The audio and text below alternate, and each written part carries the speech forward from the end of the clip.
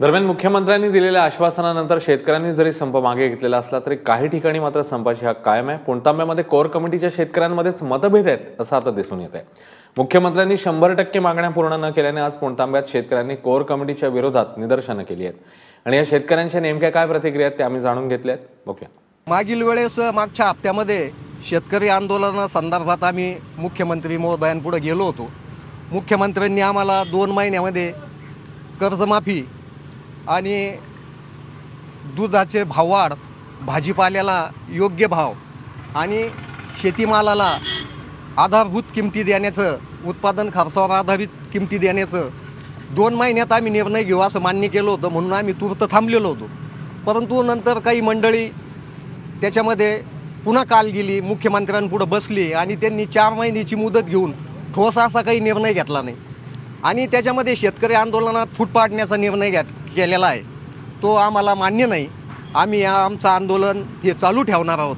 आम्ही मुख्यमंत्र्यांकडे ज्यावेळेस गेलो होतो आणि मुख्यमंत्र्यांशी आमची सर्व प्रश्नावरची साधक बाधक चर्चा झाली। आमच्या सगळ्या शंकांचं सुद्धा त्यांनी निरसन केलं आणि आमच्या सगळ्या त्यांनी मागण्या त्यांनी मान्य केल्या आणि आम्हाला 2 महिन्याची मुदत म्हणजे आम्हाला 15 ऑगस्टपर्यंत त्यांनी थांबायचं सांगितलं। उलट काल जे गेले त्यांनी उलटी एक मागणी केलीच नाही की तो विषय सुद्धा यांच्या कोणत्या डोक्यात तो आला नाही की आम्ही त्यावेळी सांगितलं की शेतीला बिन जे जे जे विकास जे करायचं शेतीचा, शेततळं असेल, त्याच्यानंतर ठिबक असेल, तुषार सिंचन असेल, याला बिनव्याजी कर्जाचा पतपुरवठा करावा।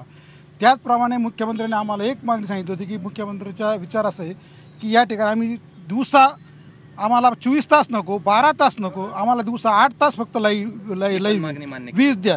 ती मुख्यमंत्र्यांनी मान्य केली होती। परंतु त्यांनी त्यासाठी सांगितलं की आपण या ठिकाणी जिथे जिथे ट्रान्सफॉर्मर, इथं सगळे सोलर पॅनल उभं करू आणि सूर्याच्या शक्ती, सौर शक्तीचा उपयोग आपण वीज निर्मितीसाठी करू आणि याचा पहिला प्रयोग राहाता तालुक्यामध्ये करण्याचं त्यांनी मान्य केलं होतं। ही मागणी यांच्यात आली। आम्ही ज्या मागण्या सांगितल्या होत्या त्याच फक्त जरा बोबाटा करून झाला आणि हे करत असताना आमच्यानंतर आणि आम्ही 2 महिन्याचं आंदोलन स्थगित केल्यानंतर यांनी सांगितलं की आम्ही 2 महिने शांत राहायचं ठरवलं होतं। आम्ही मुख्यमंत्र्यांवर विश्वास ठेवला होता। विरोधी पक्षनेते आमच्या याला साक्षीदार म्हणून हजर होते आणि जर महाराष्ट्रातल्या 2 मोठ्या नेत्यांच्या समोर जर सगळा विषय झाला होता तर आम्हाला त्याबद्दल शंका घेण्याचं काही कारण नव्हतं। त्याप्रमाणे आम्ही 2 महिने थांबलो। परंतु काल ज्या यांनी जे केलं हा अक्षरशः विश्वासघात आहे। 2 महिन्यापूर्वी मुख्यमंत्र्यांनी आम्हाला जे शब्द दिला होता तर तो आम्ही ग्राह्य धरून 2 महिन्यासाठी थांबलो आणि शेतकऱ्यांचं नुकसान करून, दूध भाजीपाला रस्त्यावर टाकून शेतकऱ्यांचं नुकसान करून जर पदव्यात काही पडणार नसेल तर मग हे आंदोलन केलं कशासाठी?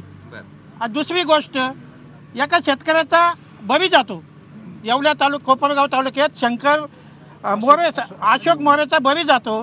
माझं तर मत या कोर कमिटीवर सदोष गुन्हा दाखल करावा। यांनी जर प्रसिद्धीसाठी आंदोलन केलं असेल आणि आंदोलन ग्रामसभेत येऊन मागे घ्यायचा निर्णय घेणार होते, यांनी परस्पर हा ग्रामसभेचा निर्णय न घेता परस्पर हे आंदोलन यांनी मागे केलं।